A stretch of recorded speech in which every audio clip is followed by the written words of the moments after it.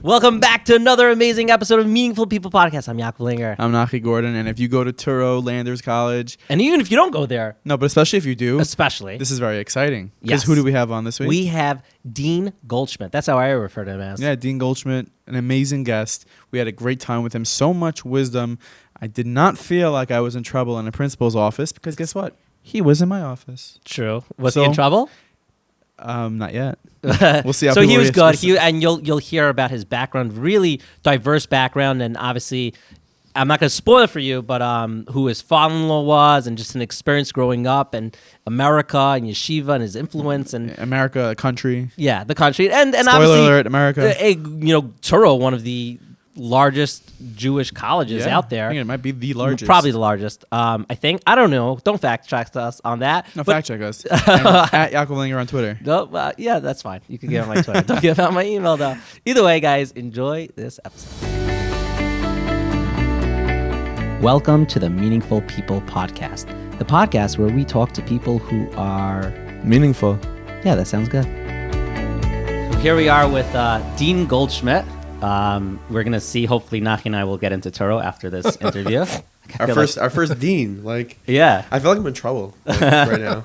But it's an honor to have you, and we want to talk to you about so much about Touro and your life and your experiences. But if you could take us from the beginning, where you were born and what your upbringing was like.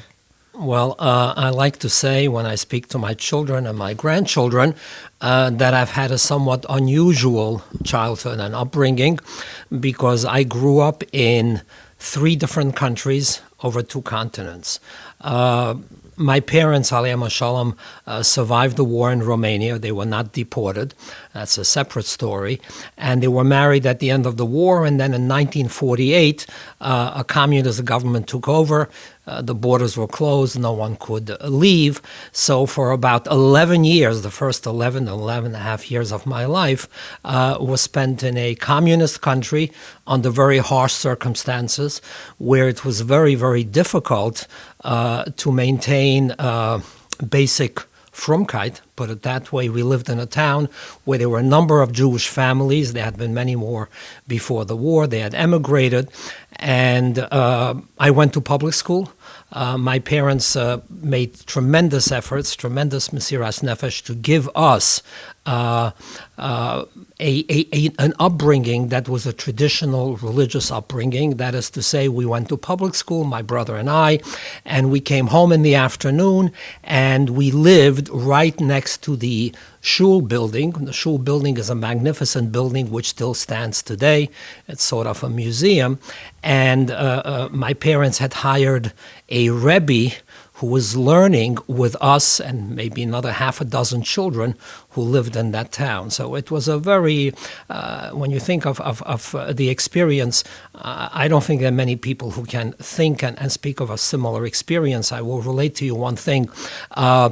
My father worked for a business which was controlled by the government, and everything was very strictly controlled there, and you could easily lose your job, so you didn't have many choices in terms of what you could do.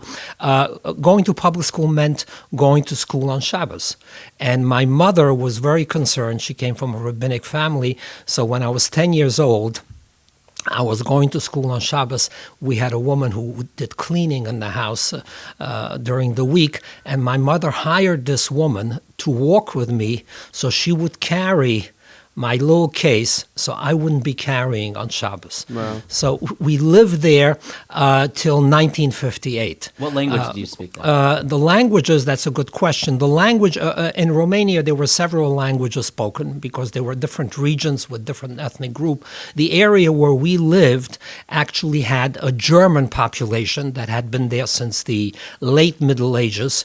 And in that area, we spoke both Romanian and German, and in addition to that, Hungarian. So there were 3 languages. No English. English was not. And my parents who were educated people, also spoke French. So when they wanted to have discussions that were totally private and not comprehensible to their two young boys, they would speak in French. So, but I would say the most common language in that area, and the public school that I attended, the language was German. So German was the language. But German, Romanian, Hungarian, these were languages that I was introduced to very, very early in my childhood as a result of the location where we lived. In 1958, my parents received, so to speak, exit visas. That's what you would call. They had applied for that 3-4 years earlier. It took a long time to get those. As I said, the government was a very authoritarian, very strong communist government. And we left in 1958.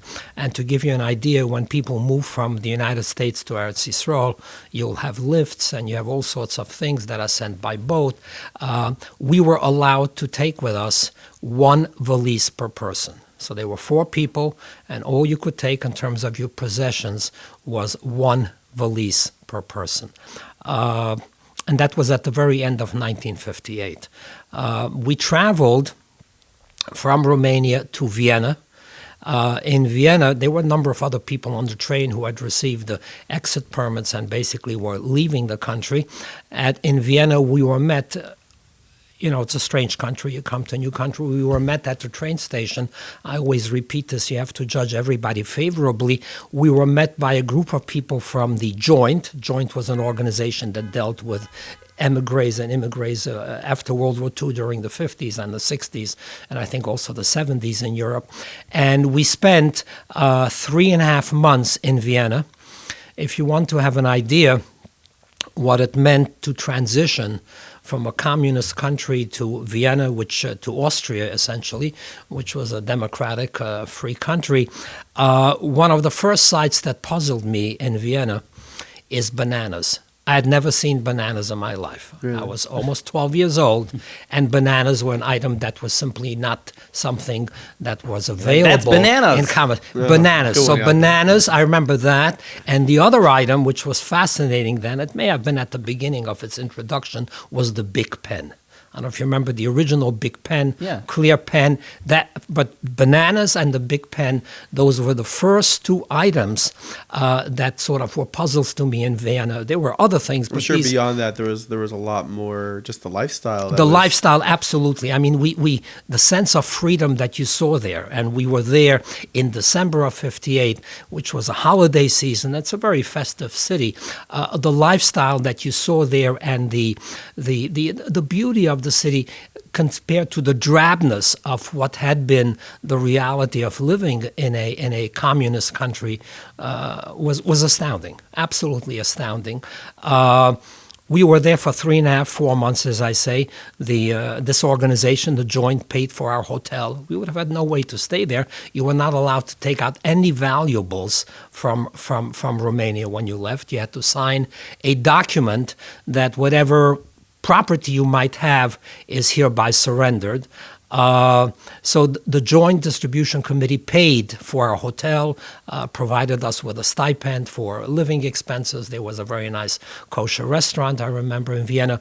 After 3.5-4 months, many of the people left for Israel.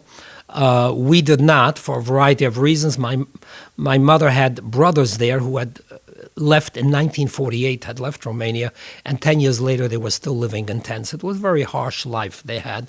And basically, from what I understand, they advised my parents, you make a decision, but if you're asking us right now, life here is very, very hard. We ended up in Paris about 4 months later. How old were you at that point? At that point, I was, Paris was where I had my bar mitzvah. So I wasn't yet bar mitzvah. When we arrived in Paris, it wasn't easy, by the way, because there were quotas as to how many people from Eastern European countries could come to France or could come to the United States. My father had a cousin who lived there who was a well-to-do businessman. Eventually, he secured us visas. So we arrived in Paris, and Paris is where I had my bar mitzvah. Before the age of 13, you're traveling the world. I'm traveling the world. Well, as I say, this was a train ride, which I remember to this day. It was a train ride because you remember it, when we passed the border from Romania to Hungary. Hungary is also a communist country, but it was a bit more liberal. There was a stop at the border, and basically the border guards came to search your luggage. My father's tefillin were open because they wanted to see if there was any gold hidden in there. They called it valuta. It was gold in a certain sense, right? But they were looking for that physical coinage of gold, and it was a kind of a traumatic experience. That border stop, I remember it. It was at night. It's very violating. As I say, you remember these things, and I remember them very, very vividly. And then we spent a number of years in Paris, where, as I say, I had my bar mitzvah. It was a very different kind of a bar mitzvah. When I say... Did you have much to compare it to? Meaning you say it's different, but different compared to what? I'm comparing it to what is the rigueur, what is customary today.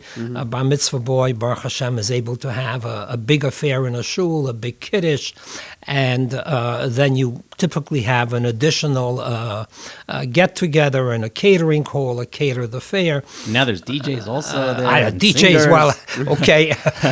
I am not, I'm of the generation where I'm not necessarily a big fan of DJs. Right. So I must tell you that. I've been to bar mitzvahs with DJs.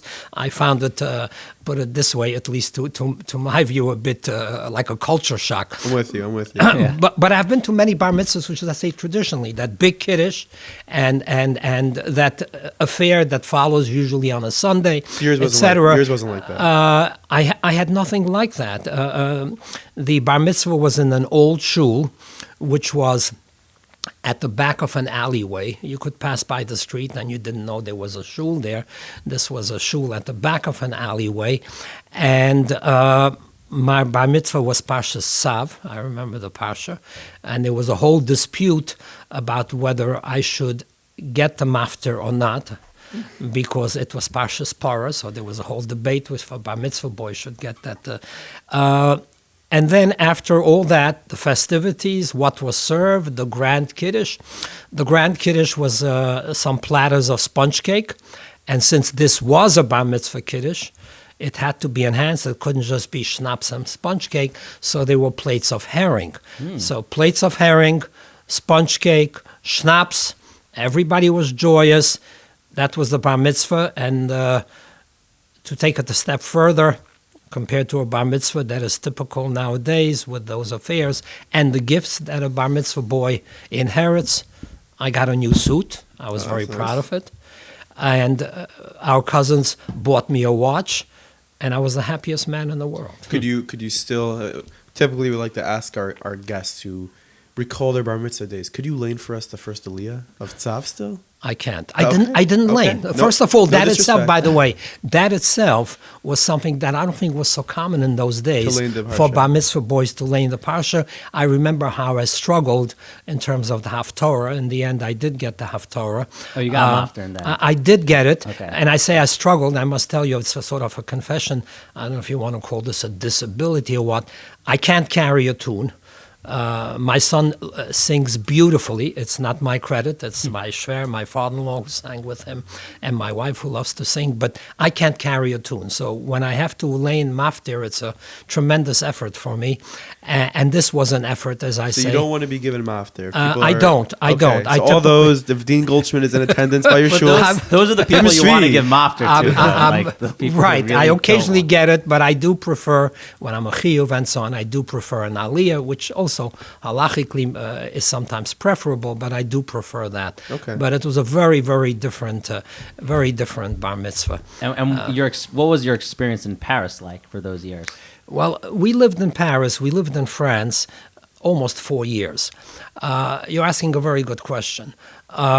Number one, there was culture shock. And the culture shock here in terms of Paris was, imagine, I'm coming from a totally different society, and the most obvious obstacle, I don't speak the language. Yeah. I didn't speak a word of French. Our parents put us in what you would call in American terms, into a into a day school, which existed in Paris. The school still exists today. It's called École Lucien de Hirsch. It was a very fine school, and my father, Olav Shalom, said, you will never learn the language unless you are forced to. So we were put in the dormitory. And I remember that first night where I'm on the food line, and I don't know what to ask for. So essentially, you were compelled to learn the language on the quick. I must say, Baruch Hashem, I pick up languages fairly easily, and I did. But the first obstacle, when you say in terms of what was it like, is simply not speaking the language. My parents spoke the language. Right. So for them, there wasn't that adjustment. But How'd imagine... they learn the language? My parents, how did they know the language? That's a very good question. My father, Olav Shalom, had a university education, and in Romania, before World War II, the language of the educated classes, let us say, was French. And my mother as well had learned French. She had been involved in a business with a brother of hers. But in any instance, so they were fluent in French. But for me and my brother, Jack, it was it was somewhat traumatic. Now you're asking me what was it like living in France then. French life today, religious Jewish life, is not what it was then. It's at a much higher level. It is dominated by the Sephardi community. Mm-hmm. Those Sephardim came to France in the early to mid-1960s, and where did they come from? They came from Algeria, Morocco, Tunisia. All of these had been French colonies, and they were granted independence. There was a very nasty war in Algeria, which ended in 1962. So those Jews then transferred from North Africa to Paris. But when we were in Paris, Jewish life was somewhat limited. Most of the people who were, quote, religious from at the time in Paris were former Eastern European Jews. To give you an example, Chalav Yisrael was not something that was readily available. It was a very different world from. I believe Paris today is one of the largest Jewish communities. Paris today is France is a large Jewish France community. It's not just Paris; it's Marseille and Lyon and other towns. It wasn't.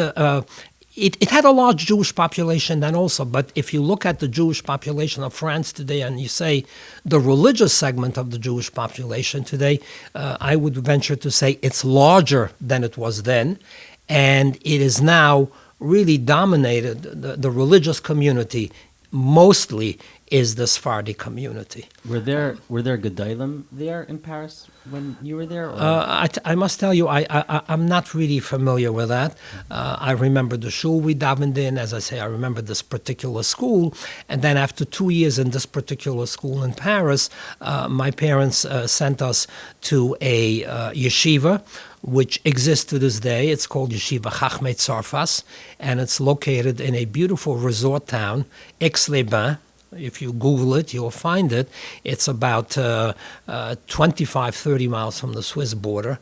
And sounds fancy. We learned in that yeshiva for 2 years until we, as I say, then emigrated to the United States. That yeshiva itself, when you say Gedolim, was headed by a Rav Chaikin. Rav Chaikin Zatzal was a Talmud of the Chafetz Chaim. And it's interesting because I don't know if you'd find this with Rosh Yeshivas in America. He had lived in France during the war, and there had been, a resistance movement in France against the German occupation. In French, and I don't know if I should use French terms, it was called the MSCHE. And it is said, and I read about this, that Rav Chaikin Zatzal spent 1 year towards the end of the German occupation in this underground. But he was the Rosh Yeshiva in this yeshiva in Aix-Les-Bains.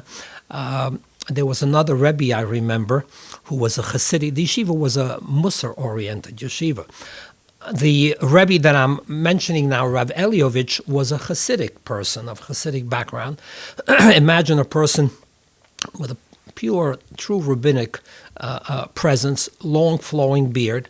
The yeshiva was outside of town on a hill. This is a mountainous area, and Rav Eliovich lived in town, not where the yeshiva was, and he would come to yeshiva on this powerful motorcycle.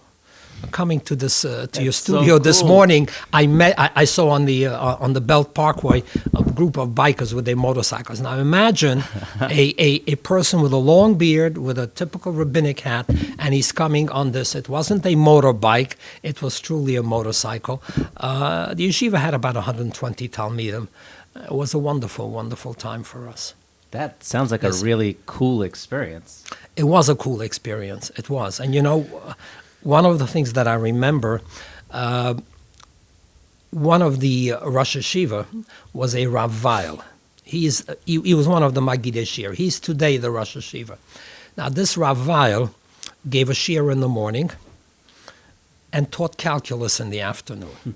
We were following the French educational system. The yeshiva was following that, and he was giving us that class in the afternoon. In France, there are a series of exams that students take in high school, state exams, and there are two major ones. The very last one is the baccalaureate. I wasn't there for that anymore, but there's a test 2 years before that you take. And the yeshiva was not authorized to give this test. We had to go to a testing center in a town, a larger town nearby, where we took this exam, which was a 2-day test in a Catholic school. Now imagine, about 25 or so religious boys, we were about 15, 16, with a kippah, with a yarmulke, and we were going to this Catholic school for 2 days. That was the arrangement.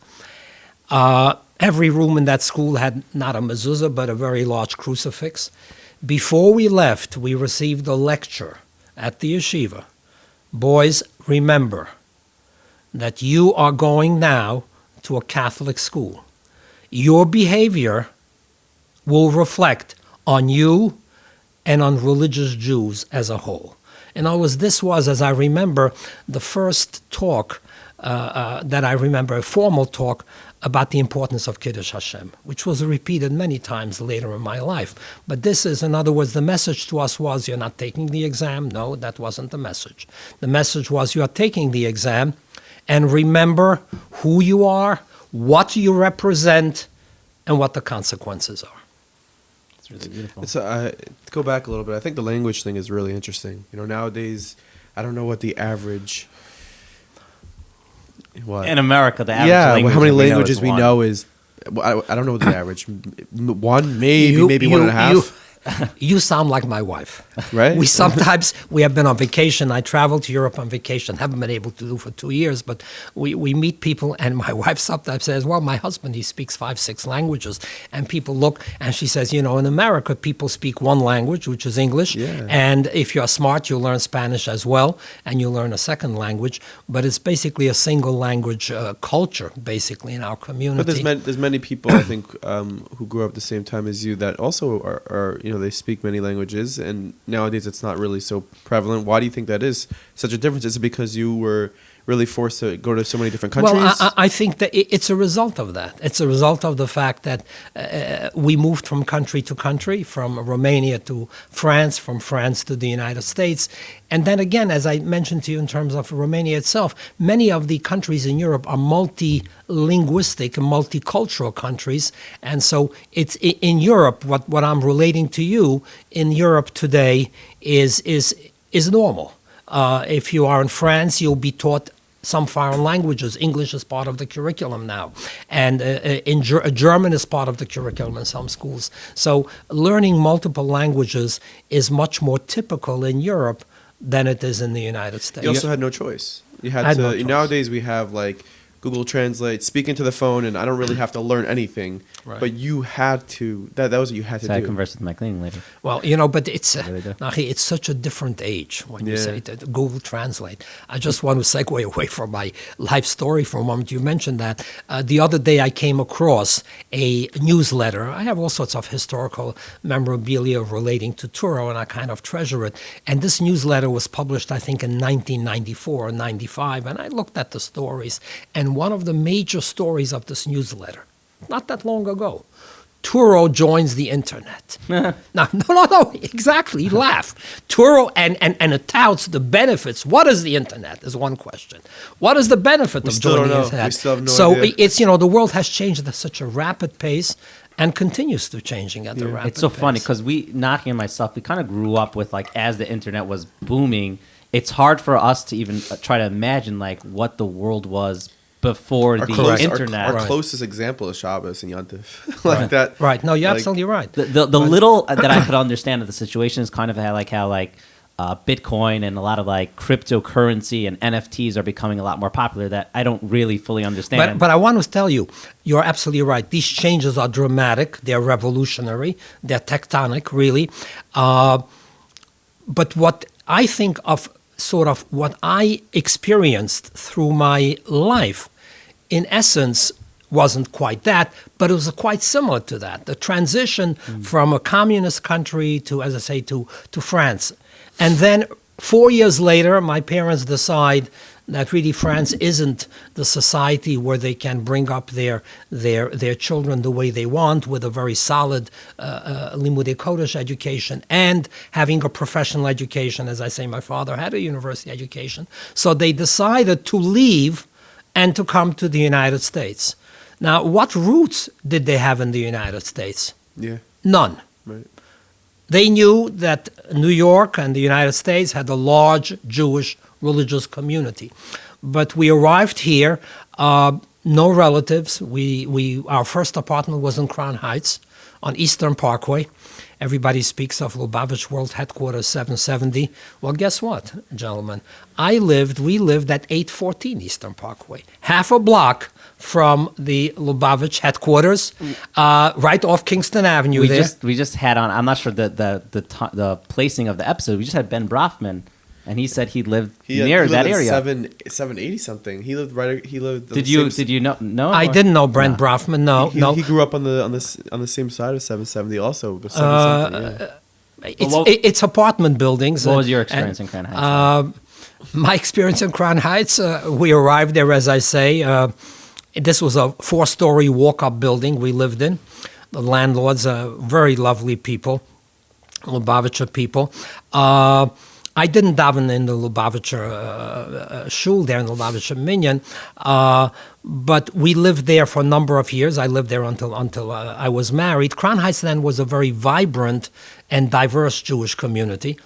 It's a vibrant community today, but it's not really diverse. It's basically a stronghold of Lubavitch, but then it was much more diverse in terms of shuls, shtibels, etc. We davened at a beautiful shtibel on President Street, which is 1 block off, really. You know about the Lubavitch World Headquarters. You probably know about the Jewish Museum at the corner. Well, I know about the Jewish Museum at the corner. I have been there. But guess what, gentlemen? When we lived there was no Jewish museum. It was a single-story building, but there was something that maybe was equally valuable and valued. There was a delicious, appetizing store with lox and herring, non-paré. You couldn't buy anywhere else the lox and the herrings. I actually was speaking to somebody in the community in Crown Heights who was quite active in the Lubavitch community, and I said, I don't know. In my days, we had that herring and appetizing store there. Now you have the Jewish Museum. Which rates better? Yeah. And he chuckled on the phone. They should probably open up the herring place in the museum, and that would just be... Well, I don't know. Maybe they have a little cafeteria. But it was a close-knit community. Crown Heights was a close-knit, but as I say, a diverse community. You went to Yeshiva Torah Vadaath at that point? Yes. Now, you're asking an interesting question. We came to the United States, and we ended up going to Yeshiva Torah Vadaath. Parents make big efforts to talk to people. Where should I send my children? What yeshivas, elementary school, high school, base medrash? It's an important decision, and it requires a lot of discussion. Now, picture my parents, alayhim shalom. Here they are in New York. Here they are in Brooklyn. Before we ended up in Crown Heights, by the way, we were housed for a while at the hotel called the Broadway Central in Manhattan. Doesn't exist anymore. Building has been destroyed. It's near Broadway Lafayette in terms of the subway stops. So here they are, and 2 boys, And where do you send them to yeshiva? Now, my parents knew somebody of really sainted memory, the Sokolena Rebbe. There is a Sokolena Rebbe today who is a grandson of the Sokolena Rebbe that I'm referencing, who was originally from Romania. And the Sokolena Rebbe lived in Crown Heights on Crown Street, and my parents went to consult him. They knew him, and he knew our family, etc. To make a long story short, he told my parents, send the boys to Torah Vadaath. Now, I repeat this very often because I say, I am who I am, and I look as I look, and you can say it positively or negatively. People make their judgments. But the Sokolena Rebbe, Zichron Livracha, could have told my parents, send the boys to Satmar. Send the boys to Pupa, a variety of Hasidic yeshivas. He didn't. He told, knowing the background of our family, he told my parents, send them to Torah Vadaath. So, yes, we went to Torah Vadaath, and you have a very fine yeshiva here with Rabbi Bender as a Rosh Yeshiva. I know Rabbi Bender a little bit, but my first encounter at Torah Vadaath, when we came, there was an interview. And my first encounter and the interview we had was with Rabbi Bender, Zichron Livracha, his father. It was on Bedford Avenue. Torah Vadaath had 3 buildings at the time in Williamsburg, and our intake interview, put it that way, was with Rabbi Bender Senior, the father of the Rosh Yeshiva of today's Rosh Yeshiva of Dache. Torah Vadaath had 3 buildings. Now imagine again the scene. I'm sort of repeating it, but it was a similar experience. You come to the United States, you don't speak English. Oh, gosh. No. I mean, this is, Right. I don't want to call it traumas. Everybody today speaks about crises. I always say, let's stop speaking about crises. Let's speak about challenges. It certainly was a challenge. Extremely challenging. Challenges. It's not a crisis. So I was of age to be really in high school in 9th grade. But for 6 months, we came here at the end of 1962. For 6 months, guess what? I was at 207 Wilson Street, which was the elementary school division of Torah Vadaath, and I was in grade 7 because of this language issue. The following fall in September, I had picked up English.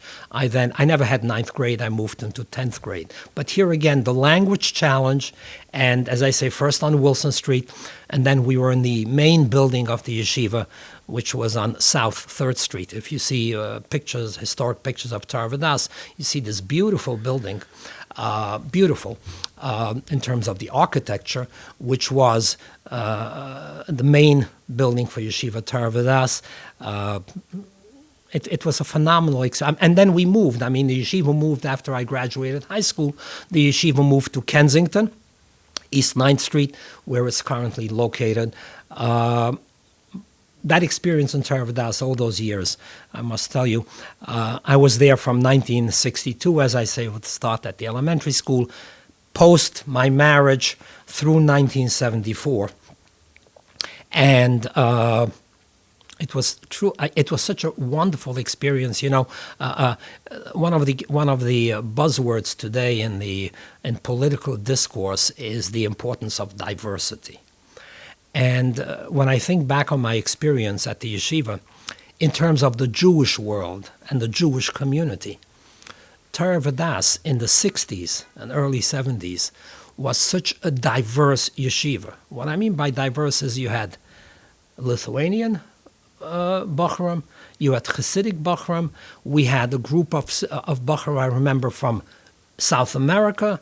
I'm still friends with Bachram who were there at the time. I was there, who came from Vienna. So this was sort of a very cosmopolitan yeshiva.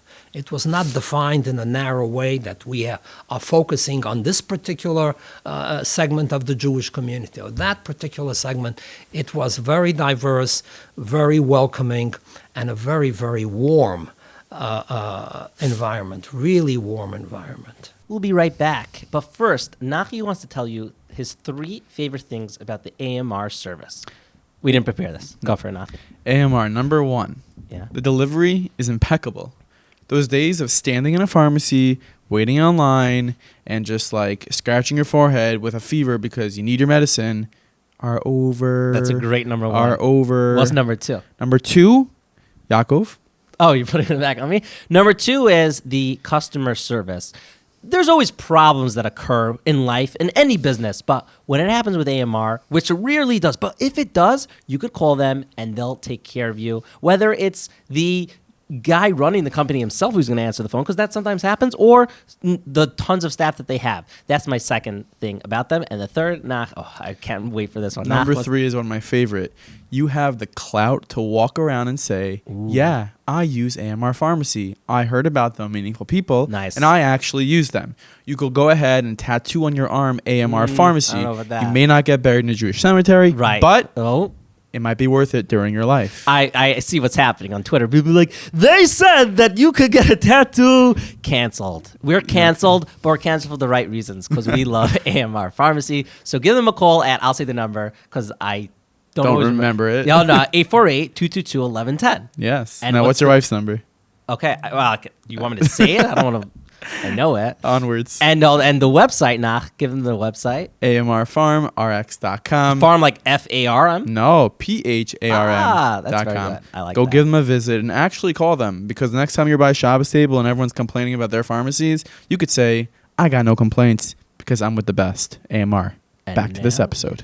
I feel like I just traveled like 7,000 miles. Just I could relate to your childhood upbringing because I had to move from Flatbush to Rockaway, so I kind of understand the Right. the You childhood moved about what 20 miles. Yeah. I would say I moved about 10,000 miles and sort of not in one shot, in leaps and bounds. listen, going to And it's not- Flatbush is not easy. It's not easy. You want to talk about it? Well, it wasn't far from Touro Vadaath, but Really, I come back. Touro Vadaath was wonderful. I had so many wonderful Rabbeim there, and exposure to wonderful to Gedolim. I mean, Rabbi Yaakov Kamenetsky was there at the time. Rav Gedalia Shor.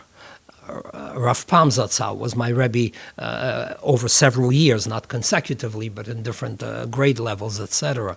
A tremendously warm yeshiva, and I owe the yeshiva a tremendous hakaras hatov. I want you to know. I'm going to mention something personal, and I don't know if I should, but I'll mention something personal. 2 years or 2.5 years after we arrived in the United States, my father was nifter. So my mother was left in this new country with two teenagers. I was still in high school at the time. She had to eventually go to work, take a job that was below her dignity. I always think of that, and it pains me, and it also reminds me how much I owe my parents for their sacrifice. And I remind students, I want you to know, and I remind students I meet in Eretz Yisrael, I tell them, you don't have a constitutional right to be here. Your parents have made an effort to send you here. Make sure that you show gratitude and hakaras hatov. Don't take it for granted. After my father was nifter, as I say, I was still in high school, the yeshiva never sent a tuition bill to my mother. Now, I don't know, and I'm not being critical, but I don't know whether such would happen today anywhere with any yeshiva. And we were there. I mean, okay, later I'm in the base medrash, maybe there's no tuition bill, I don't know. But I wasn't in the base medrash. And my brother, who was younger than me, wasn't in the base medrash. The yeshiva, which had such a tremendous heart, never issued a bill to my mother, because the yeshiva, the executive director, it turned out we found was a distant relative of ours, Rabbi Brown Zatzal. The yeshiva had this tremendous heart, as I say, and I find this to be such a tremendous chesed that they never sent a tuition bill. That's really beautiful. It's Never really did, thoughtful. never did. I'm mentioning it. I mentioned it once at the Torah Vadaath dinner. So I have mentioned it once before publicly. It's just that kind of event, semi-publicly. This is going to go pretty public, so But no, are you ready for it? I'm ready for it because, as I say, I owe the yeshiva. Now the executive director is Rabbi Gadiner, whom I know, who happens to be a Touro graduate, by the way, but who had worked together with Rabbi Brown. But the heart of the yeshiva and that warmth, I owe the yeshiva tremendous. I keep saying this to people, a tremendous hakaras hatov. I really like what you said about, those students who are in Israel, and it goes to many parts of life, that it's not a constitutional right. It's not, there is so much. This is not I want to preface this. I'm not being critical No, of today's young people and the generation. Let me be very clear about it. But you live in a free society. We, as Frum Jews, live in a free society. And Baruch Hashem, the Jewish community has developed, the Frum community, developed and has become more elevated in terms of its degree of observance and Frumkeit, and has become also more successful generally in an economic sense. There is so much that is taken for granted, and it shouldn't be. There is so much that is taken for granted, and I always repeat, any occasion I have, we don't have the right to take anything for granted. And you're absolutely right. Those young women and young men that I meet in Eretz Yisrael, I look forward, Mr. Shem, next year to be able to go and visit again. Typically, I would visit 3 times a year, do presentations at many yeshivas and seminaries, more seminaries than yeshivas. I remind them there is no constitutional right. In many cases, parents will make an extra effort. There is a financial cost associated with it. Don't think it's coming to you. Nothing is really coming to you. And, same thing, the gratitude to the Ribbon Shalom. Nothing is coming to you. You have your health. And especially when we are emerging from a pandemic, don't take it for granted. It's not something that should be taken for granted. So Rabbi Wine said in our interview with him, he said his advice to people nowadays is don't feel entitled. Don't feel entitled. Entitlement is our Achilles heel. I fully agree with what Rabbi Wine said. There is a famous saying in Pirkei Avos, Eze Osher hasomeach b'chelko, and everybody gives the traditional interpretation. Be satisfied with the amount of resources you have, with the money you have, and don't be envious. And there is another interpretation that I saw in a sefer. The Maharal had a brother, and the Maharal's brother, who was less famous than the Maharal, composed the sefer. It's called Sefer HaChaim. And at the end of the sefer, he has a section called Nitrikin, where he takes words and he takes the letters of the words and what does this all amount to. So he says the saying, Eze Osher. What is Osher? Ayin, Shin, Yud, Reish. Who is the wealthy man? Ayin stands for Einayim, your eyes. Yud stands for Yodayim, your hands. And then what? Shin stands for Shinayim, and Reish stands for Raglayim.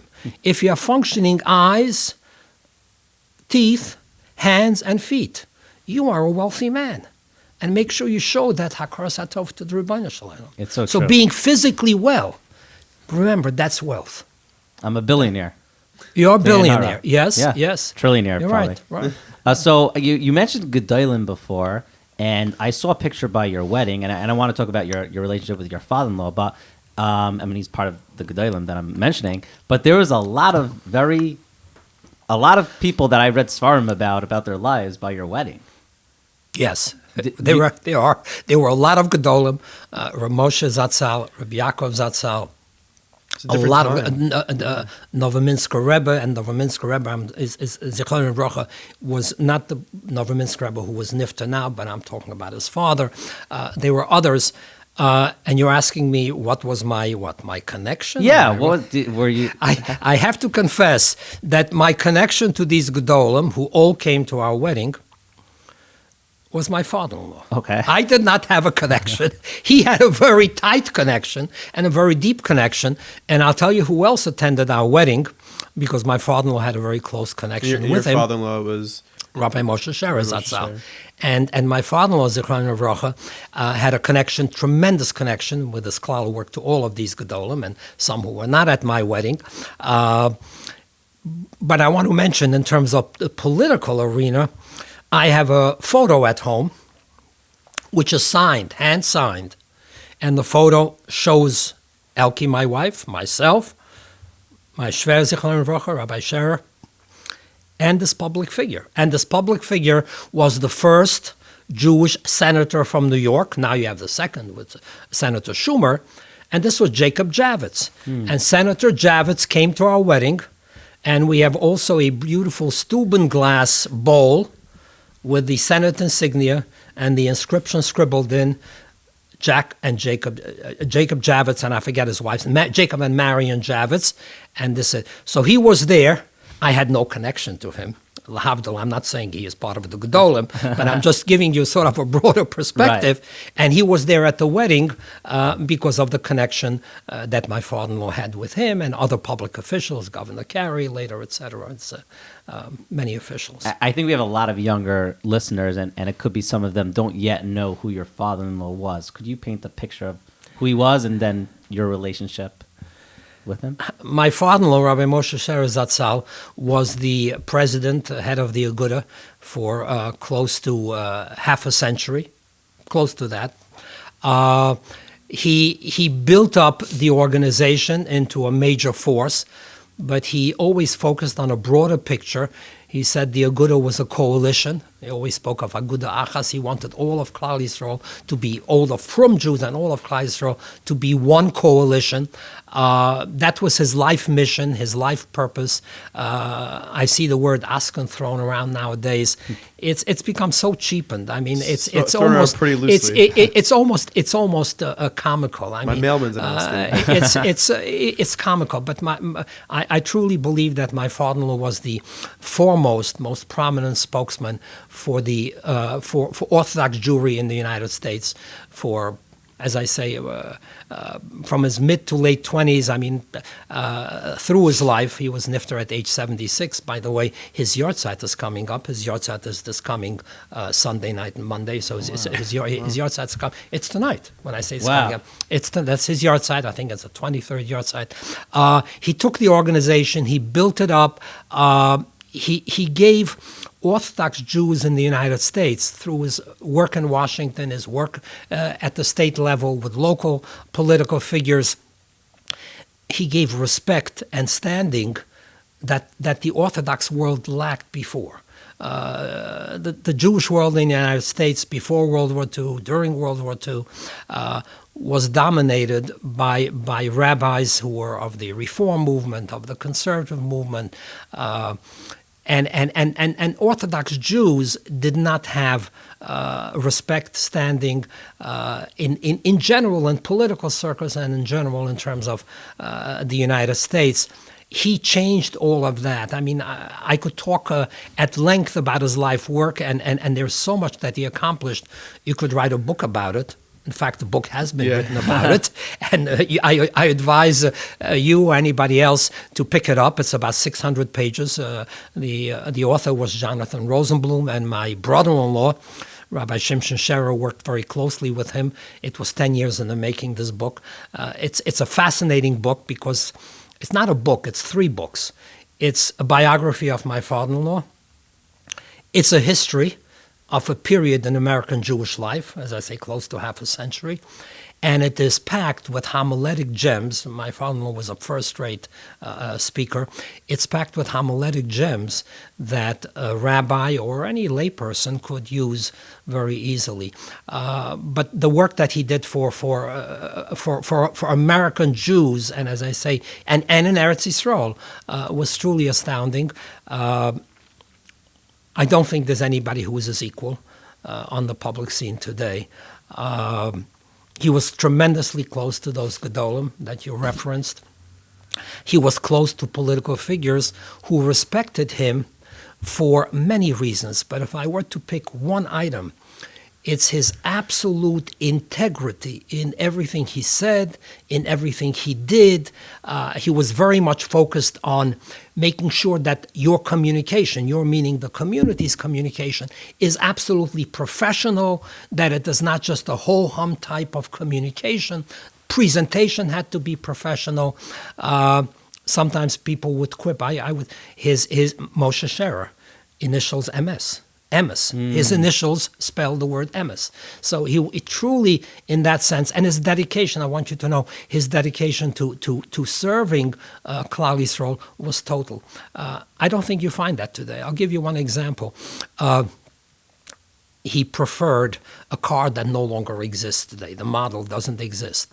A Ford Mercury. It was a nice big car, the Ford Mercury. He would buy a Ford Mercury, and that Ford Mercury, would be driven by him for 7 years. And guess what happened at the end of the 7 years?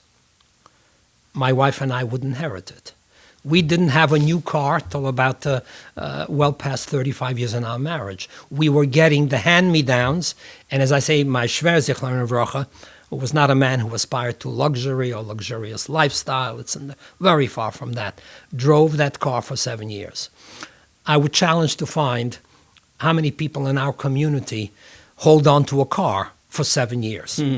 Maybe for 2, maybe for 3, maybe for 4. Well, they're made differently these days. They're supposed to just self-combust. No, Self-combust. But it's 7 years. He held on to those cars for 7 years, and then we would get this hand-me-down. He was also, when you're saying young people, he was very focused on young people. He loved young people. It is often said that he was focused on the needs of Klal Yisrael and Rabbi Yisrael, the individual, but he particularly loved young people, and he showed it many, many ways. I don't know if you gentlemen know that in addition to being president of Agudas Yisrael of America, for many, many years, he was a teacher. By teacher, I mean he taught homiletics once a week at Yeshiva Torah Vadaath.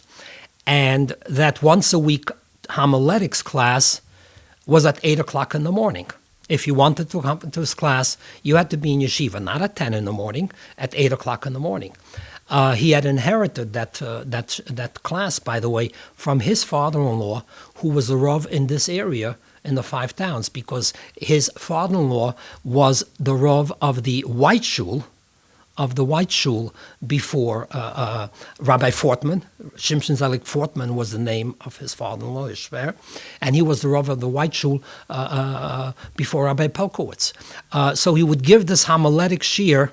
He gave it for years. His father-in-law gave it in Yiddish, my shver gave it in English, but he said it's so important to teach yeshiva guys how to present a speech. It's not just, I know a Dvar Torah, but how to present it, how to prepare it, etc. He had a series of maxims about the 10 elements of a good speech. One was the 3 B's. 3 B's. Well, what could the 3 B's be? Be prepared, be sincere, be seated. 3 B's. Another one of his rules was preparing a good speech is like baking a cake. Well, what is the similarity between a good speech and a cake? I would say that's totally dissimilar. Both require a lot of shortening. So these were, he was really focused. He was really focused on young people. I want to share with you one other story. Late in his life, my father-in-law had heart surgery, and then he had lymphoma. He went to a wedding in Toronto. He was at this point over 70. He went to a wedding in Toronto, and he saw a young man. I don't want to mention the name of this person. And it was obvious to him that this young man had some medical issues. And he went over to this young man, and he asked him, and the young man told him that he was undergoing treatment for Hodgkin's. And it showed. And my shver told him, be courageous. I want you to know I underwent treatment for lymphoma when I was 70 years old, and look how I look today. I look fine. You will be fine, and I want to have your phone number, and I want to make sure, Mitzvah Hashem, that you invite me to your wedding. Now, this young man who was at this chasana in Toronto was a Talmud in the Yeshiva of Long Beach. That year, Erev Pesach, my father-in-law called this young man, wanted to know, Eli, how are you doing? Called him. He called Erev Rosh Hashanah, the Rosh Yeshiva, Rabbi Feigelstock. And Rabbi Feigelstock told him that this Eli so-and-so is back in Yeshiva. My father-in-law was overjoyed. He made it his business to try and reach this Eli in Yeshiva to wish him a ksiva chsima tova. Now, he called him on a payphone. There were no cell phones in those days, by the way. No cell phones. Right. This is a different world, gentlemen, totally different world. And he called him to say to him that he's very happy that he's back. Here is one person that he met. He saw this person who was obviously unwell, put it that way. And he wanted to make sure that he gives chizuk and an uplift to this young man who wasn't connected to the Aguda. And you're talking about somebody in his early 20s. My father-in-law didn't make it to this young man's wedding. He passed away before. But he tremendously cared for young people, tremendously. So that focus of the community, as I say, Klal Yisrael and Rabbi Yisrael, were really the hallmarks of his perspective and his life work. Did you ever take over that class that he gave? Because if his father gave it to him, then... No. Okay. I want you to know it's a long story, and I don't want to segue into other things right now, but I didn't take over that class. As a matter of fact, I don't know, this is a personal thing I'm saying, I wasn't a member of that class. And when the shidduch was read, my wife, Elke, and that shidduch, she's the middle child in the family. There are 3 children, an older sister, Rachel Langer. My wife, Elke, is the middle child, and my brother-in-law, Shimshi, is the younger child. I was not in that class. So my father-in-law kept a list, a book, a little black book, of the students who had been in his class. And by the way, when you deliver the speech, he would grade you, and then he would critique you, and would tell you what you need to do better when you deliver the next speech, etc. So I wasn't there, which means I was sort of a question mark. But anyway, not to go into much further detail, he made calls to the Rosh Yeshiva, who was very close to him, and the Rosh Yeshiva sort of said to him, it's worthwhile looking into it, even though he wasn't in your class. The Rosh Yeshiva was Gedalia Shor Zatzal. Wow. Yeah. Wow. You don't give the class, but you're the dean at Touro. Right. That's one of the exciting. largest Jewish institutions, and that's pretty vast. Touro is like the pioneers when it comes to education in the Jewish world. What's that like? Well, you are using, I'm thinking of the word you're using, largest. When I joined Touro, which was a long time ago, Touro, which was founded by Rabbi Dr. Lander, Rav Dov Berish Lander, Zatzal, was a very tiny institution. When I joined Touro, we were an institution located at one campus in Midtown Manhattan at 30 West 44th Street. And the student enrollment when I joined was under 250. And you're absolutely right. Today it's a vast, vast network of schools, about 39 different schools here in New York, in California, in Nevada, in Eretz Yisrael, in Europe.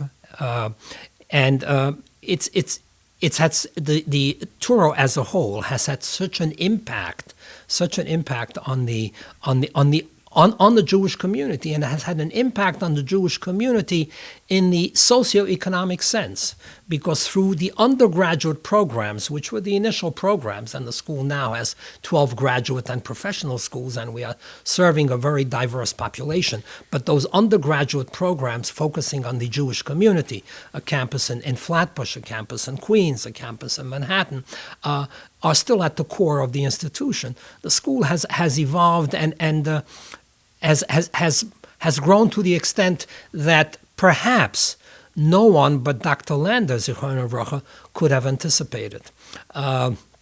He had big dreams from the very beginning, very big dreams. And I must say that some people simply dismissed those dreams, and others, in a less complimentary fashion, perhaps thought that he was delusional because of, as I say, of the small size of the institution. And he had these dreams that the institution would grow, would open all of these campuses. And all of those dreams were realized. Almost all of them were realized by the time he passed away at age 94. And then Dr. Kadish, our current president, further built on that with a dental school, with the acquisition of a medical school, a pharmacy college. So Dr. Lander, in my mind, hasn't gotten the full credit. He was really what I call a master builder in higher education, and especially Jewish higher education. What he accomplished is phenomenal, and you know, it needs to be recognized. It needs to be said. Absolutely phenomenal.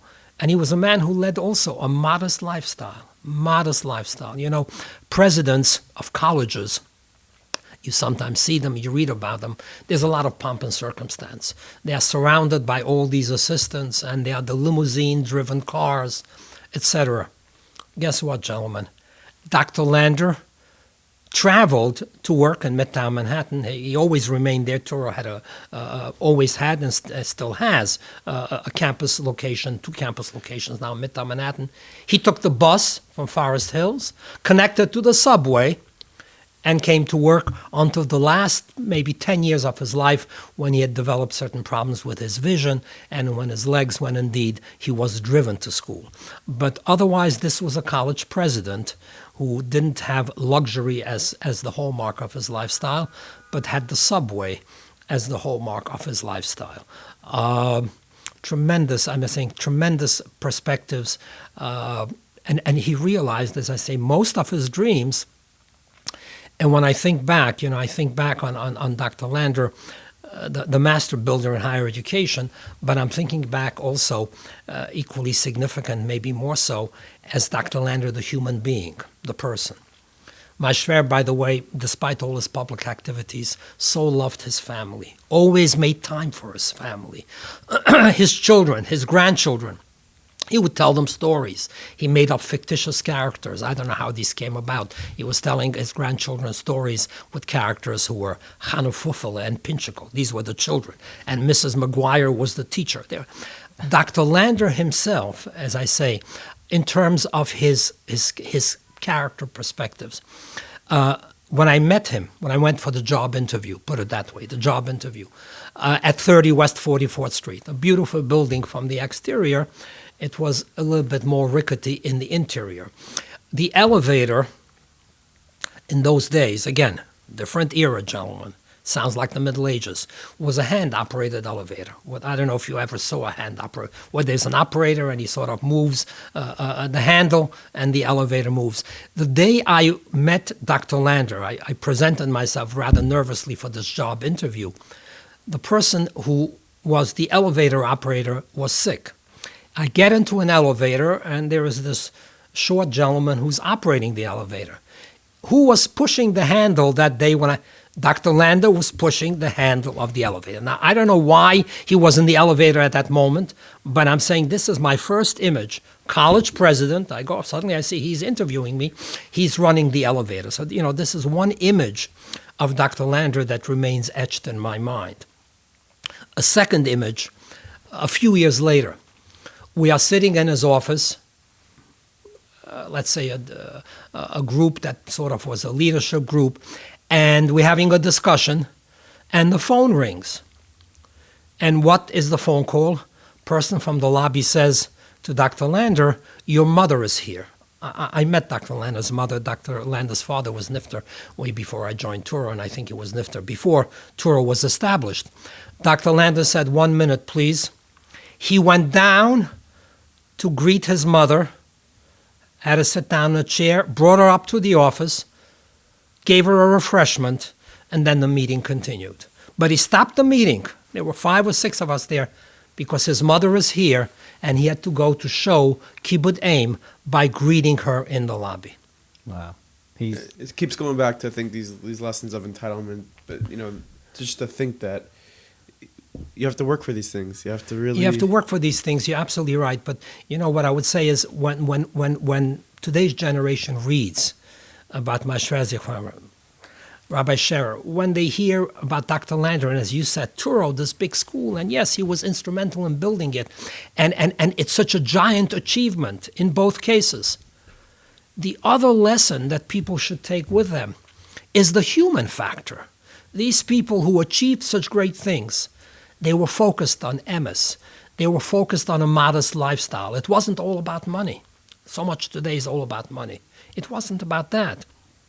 There was such dedication to service. The Kibbud Av V'Aim, these are such important lessons that I would like to share with others.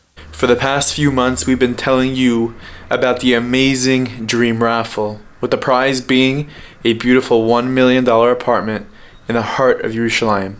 Here with us today, we have the person who is running the Dream Raffle, Shmuel Sackett, who is currently in Israel. Shmuel, the drawing is this month. Tell us about the Dream Raffle, and as a bonus, you're also a graduate of Touro College, so you know Dean Goldschmidt. What's up with that? Yes, I know Dean Goldschmidt very, very well. I graduated Touro College, believe it or not, in 1982. And Dean Goldschmidt was the Dean of Students in Touro, and I'll tell you even more than that. His secretary was my wife.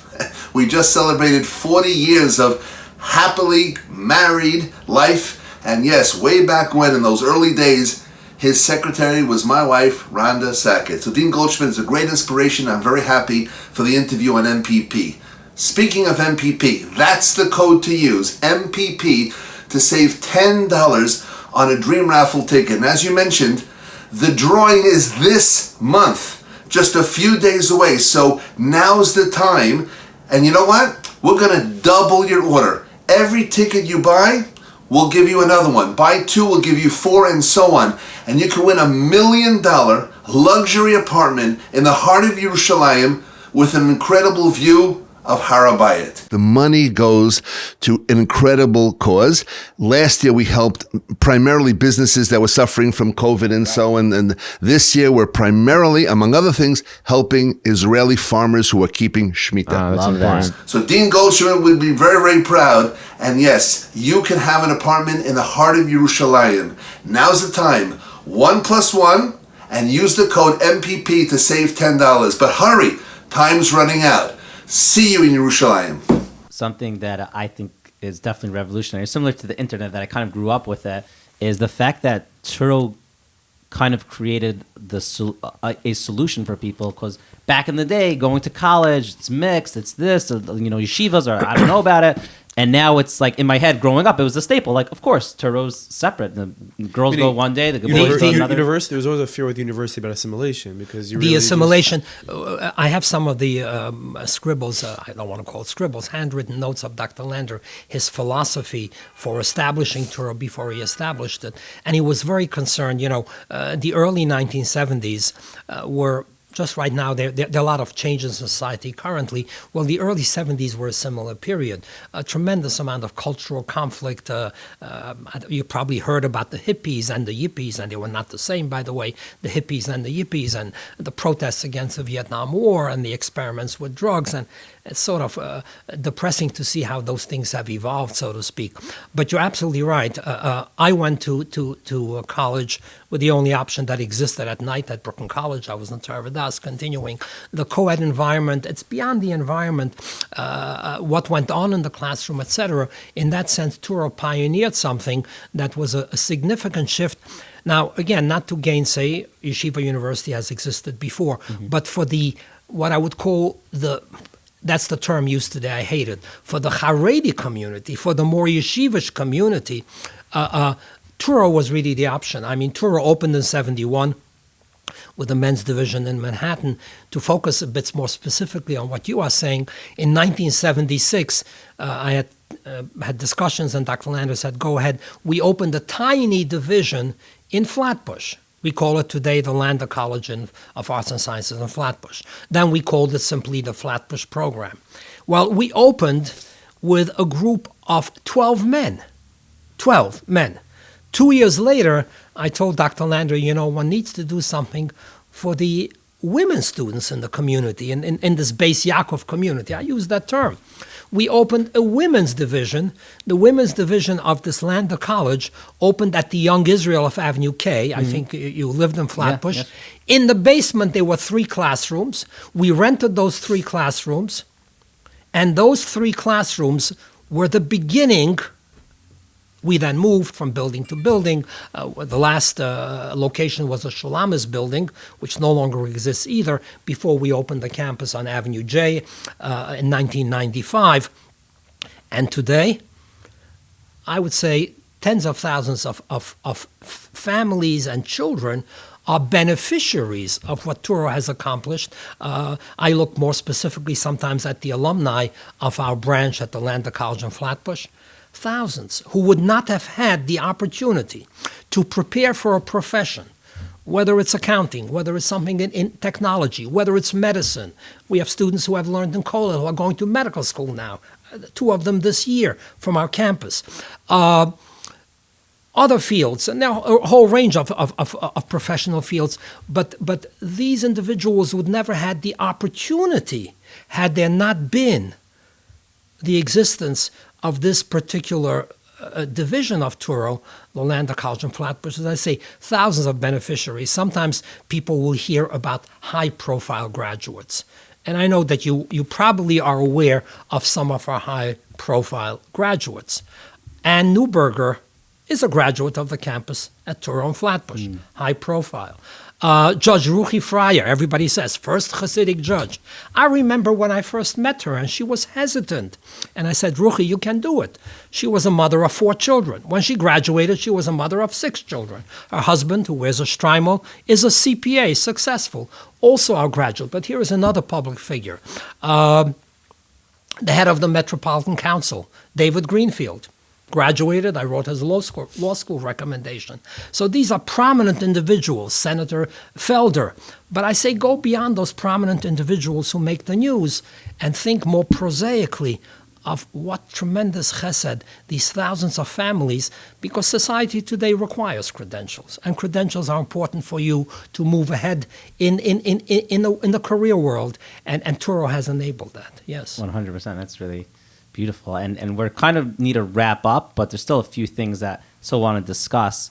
And one of them is you're a dean.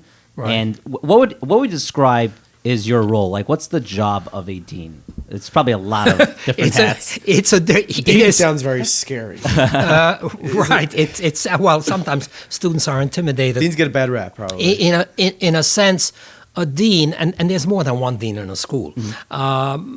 Fundamentally, the 2 major tracks in terms of deans in a higher education institution is a dean of faculties who deals with faculty and academic affairs, and a dean of students. And I became dean of students at Touro something like 40 years ago. Then my role grew further with this campus in Brooklyn. I also handle all the accreditation matters for Touro, so I take some satisfaction from the way the school has grown and to have been part of that. But a dean, as a dean of students, will deal with pretty much every aspect of a student's life. Before the student arrives, there'll be questions, there'll be inquiries. Sometimes parents call me. I still talk to parents, and I talk to parents even after the student has enrolled. You deal with matters like providing proper advisement for students. You deal with financial aid issues. You deal with issues of career advice and doing recommendations for graduate school. I didn't think I would become a dean at Touro. When I joined, I was a junior faculty member, and I was so happy to have a job, put it this way. I was still in graduate school at New York University, but Dr. Lander hired me. That interview was successful enough so that he did hire me. About 3 years later, life is so full of mazel. That's what I would say, the Rebbeinu Shalom conducts the world. But 3 years later, the person who was the dean of students at Touro from year 1, and I wasn't there year 1, I was there year 4, left. And so there was suddenly a void. So they said, okay, let's give Goldschmidt a try. So I was given the title of acting assistant dean of students because they were going to conduct a search. That's a big thing in academia. You conduct searches, and you hire consultants. It's like an interim head coach. Well, interim head coach, but as I say, you hire consultants. I love that when you hire consultants. There's a classic definition of what is a consultant. He's supposed to be a wise person, gives you wise advice. The Harvard Business Review once defined a consultant as someone who takes your watch and tells you the time. Consultant tells you what you already know, but he's a consultant. In any instance, so I had this as an interim coach, as you say, interim position. And I seem to have done a pretty good job over the 2 years that I was interim, and they hadn't found anybody. So Dr. Lander said, you will be the next dean of students at Touro. And that's how I became dean of students. And as I say, afterwards my role evolved with the branch in Flatbush that I've been involved with and still am involved very intimately. And then in the 1990s, my title changed further, and I deal with accreditation matters. When you want to open a new school, a new branch, not even just a new branch, this is not like opening a new Sfarim store or a new branch of Emporio. You need regulatory approvals, and there are submissions, etc. So I handle those things. Can we get the podcast accredited? Like, Could you get it? No, because I just thought I would ask. the accreditation organization we deal with, which is the Middle States Commission on Higher Education, I have submitted reports for them. I do evaluations for them, evaluating other colleges. I believe, I can't say this with absolute certainty, that I'm the only person in this Middle States region, New York, New Jersey, Pennsylvania, Delaware, Puerto Rico, who does evaluations, who wears a yarmulke, who wears a kippah. I'm very happy with that because I always think I'm making a Kiddush Hashem, which is so important. But no, they don't accredit podcasts. Not yet. They accredit, not yet, they accredit institutions, colleges and universities and community colleges. Meaningful People University. We could- Meaningful People University. people have a lot of credits if they get credits every time they listen to our Yes, podcast. but make sure that what you share with people is credit worthy. Right, That's very important. That's fair. Very important. Something Right. you mentioned that I personally found myself struggling with was you said you give career advice to people. Like, what's that process like? There's a general tendency for young women, young men, to do things on the quick or to follow the herd. I'm going to major in such and such field because my friend is doing that. I'm going to pursue a particular career area because my parents told me this is best for you. You should have utmost respect for your parents. Let me emphasize that. But choosing a professional field or choosing a career path requires a lot of preparation, so to speak. Examine yourself and ask yourself key questions. I always tell this to high school seniors when I meet them. What are your talents, your aptitudes? What are things you don't like to do? What is your personality like? Your likes and dislikes in terms of personality. Do you want to enter a profession which is heavily people-oriented? Or are you a person who will be quite fine working in a setting where you are not interacting with people on a continuous basis? So would you choose a field in business, such as, say, an accounting CPA track? Or are you going to choose a field as one of the therapy fields, which par excellence means interacting with people? So it's important to do the self-assessment. My likes, my dislikes, my talents, abilities. I had a student in my office not that long ago, 2 years ago, who said, I would like to become a physician assistant. I said, it's an excellent field. It's probably one of the hottest fields in the United States. It's going to have a growth trajectory that is very steep upward. And as we are talking, I said to this young lady, you realize you need to take chemistry. She knew. You need to take biology. Biology means you're going to, and anatomy. And there are labs, and there's dissection. And she says to me, I hate the sight of blood. I said, if you hate the sight of blood, then your decision is a schizophrenic one, because what you like and dislike has to sort of match up. In the same sense, there are others who are looking for some of these fields, but I hate chemistry. So you've got to ask yourself about your strengths and weaknesses, meaning aptitudes, your likes and your dislikes. It's very important. You're considering a profession. Talk to somebody in that profession. Get some feedback. Get some feedback from that profession. I'll give you an example. Sometimes students consider the field of law. It's an excellent field. Intellectually, it could be stimulating. Not always, but it could be. And sometimes students, when they talk to me about law, are thinking about what they read or heard about Or watched on TV. or watched on television, totally unrealistic. Law and Order. And they see those big dollars, the big dollar signs in terms of the earning potential in the legal field. And the earning potential is there if you're successful. What they're less aware of is the amount of work and time that an attorney has to put in. And if you speak to an attorney will enlighten you on that subject. My son is an attorney. I know that very well. And secondly, I always tell students, if you're considering a field, remember, what preparation does this field require? You want to go to law school? Fine. Undergraduate degree, then 3 years of law school, etc. In other words, consider also the length of time for the preparation.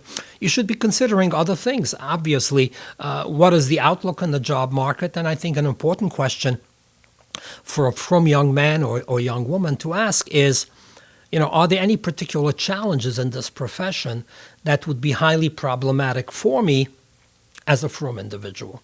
But what I'm saying is, before choosing that, you have to have that self-discussion with yourself. That's, you know better than anyone what you like and dislike.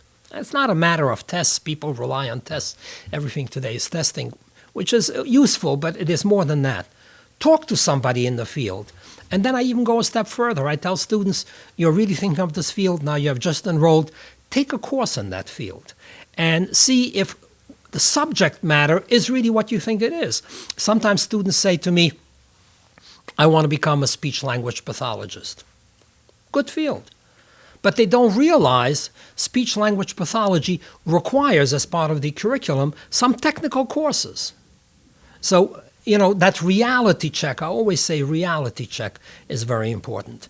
I tell people that, when you're getting ready to graduate, your first job is a job in itself, getting that first job. In the same sense, I say, before choosing a particular career path, there is some work to be done. That's really Not helpful. because your friend is doing it, or your parents told you, or your grandfather told you.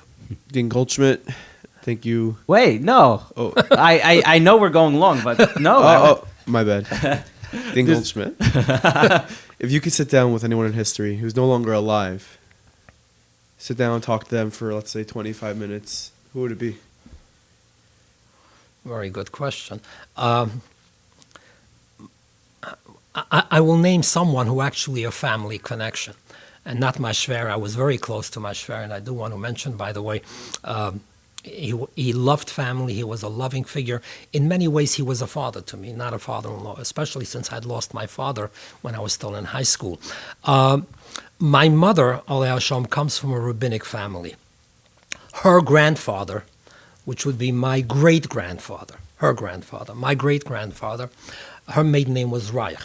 His name was Rav Yaakov Koppel Reich.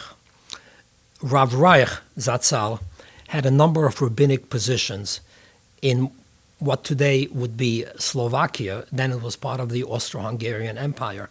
And then in 1890, he became the chief rabbi of Budapest.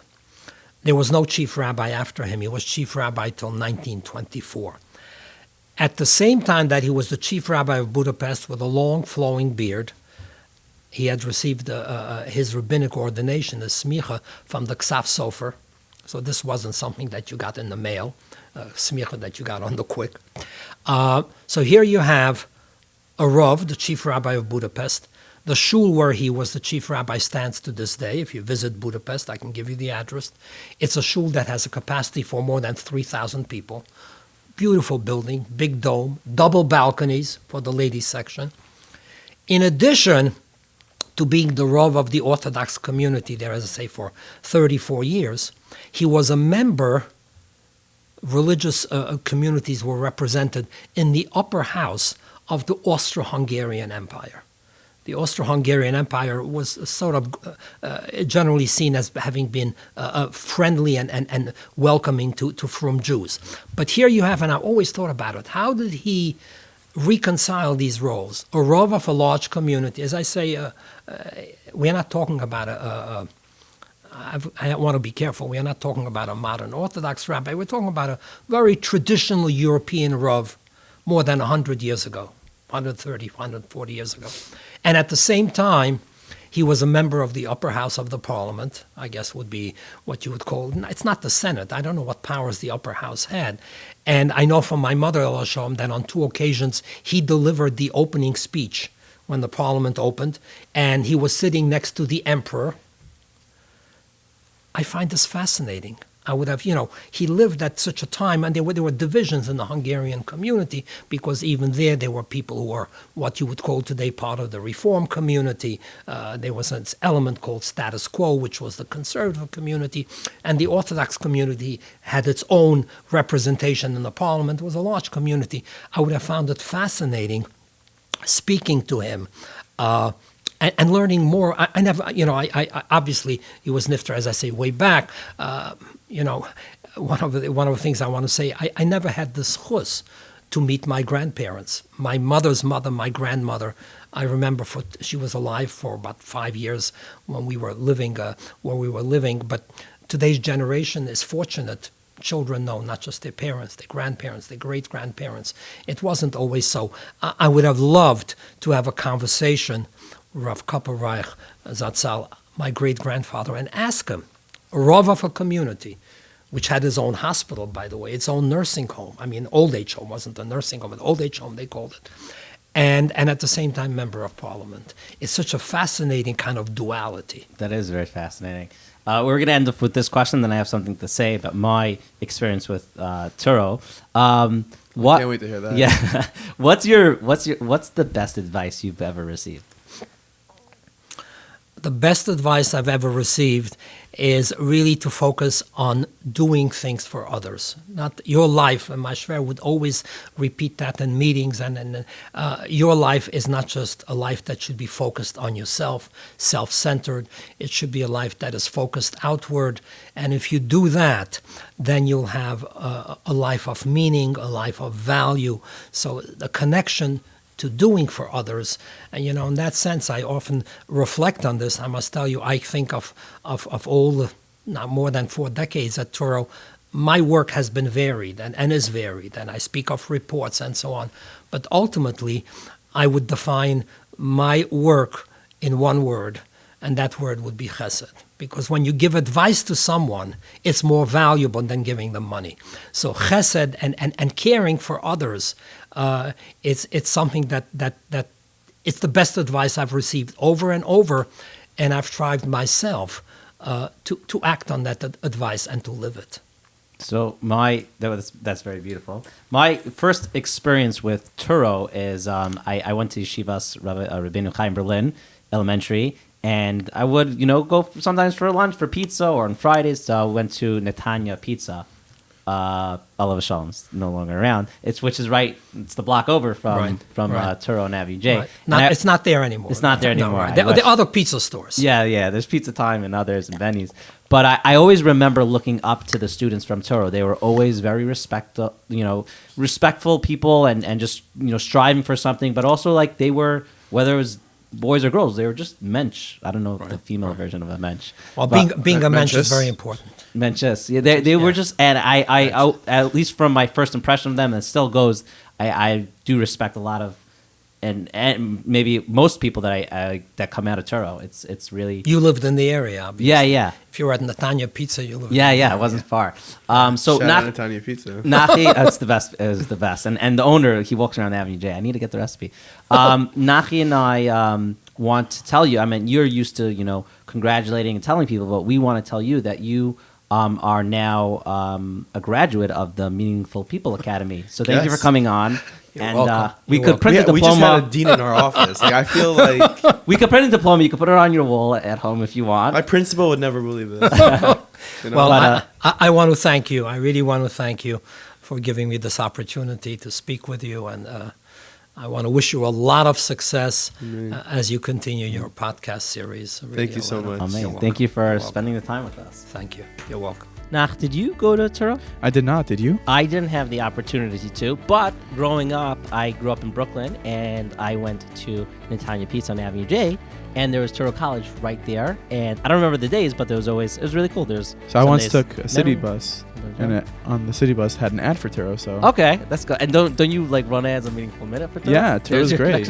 Touro's paying for my child's tuition. There you go. That's ironic. Maybe to Touro. I feel like only you could say that. Yeah. That's so funny. Touro's paying for my children's tuition. And they could be paying for yours too. They're really great. Definitely check them out. I know my brother Ellie went to Touro, and he's proud graduate. Yeah. CNBC went to CNBC after that. Yes, he did. So Touro is definitely the place if you're looking to really. Shout out to Papa and Mama Langer. Showing so much nachas from their children. Yeah. Amazing. Should we do like the order, Papa and Mamas? You don't have to. It's awkward. Can I say a fun fact? Like I met Nachi's father a few times in my life. So he doesn't, obviously. And my father watches every episode. Does he really? Of course. Or he listens. Because if he listens, then it's not as crazy. I think maybe he watches. I think he either watches or listens. So I've seen him anytime I see him, I ask him for a selfie, and I send it to Nachi. But we don't, I've probably seen him a few times, a handful of times. And we were in this office, I don't know, like 2 weeks ago. And we had a different guest. And surprise. And Nachi's father genuinely asked, he's like, by the way, like, oh, nice to meet you. Like, who are you? And my father looks at Yaakov, said, and what's your name? I'm like, huh? I at first thought he was joking. I'm like, oh, okay, like this is funny. He's trolling. And right? then I saw you. You're like, oh no, like. And then I don't know. I guess my father had said because you had a beard and you didn't usually. True. You shave. In his defense, there's a lot of times I have a beard, a lot of times I don't have a beard, and I think he was used to me with my beard, which is like his Chabadnik part of him. Like shout out to Abba for not knowing who Yaakov is. No, he's great. Troll of the century. Let's give your father's paper a shout out 5 times, 3 times. 5TJT. If does it cost money to buy it? No, it's absolutely free. Just like this podcast. Yes, there you go. So get ready for a few awesome, great episodes. We're soon wrapping up season 2. We have a great season finale, and we're also going to break down all our moments that we had with our guests. And I know we've been getting tons of questions about our Amari episode, so we're going to dedicate a lot of time to just discussing our experience with him. It was a lot of fun, and we can't wait to share that with you. And don't forget that you could be meaningful. Yeah, and Twitter, do me a favor and up the game when it comes to slogans. You could do better. Yeah, we need. Come on, from Twitter, you could do better. You didn't say ciao. Oh, bye guys. Ciao.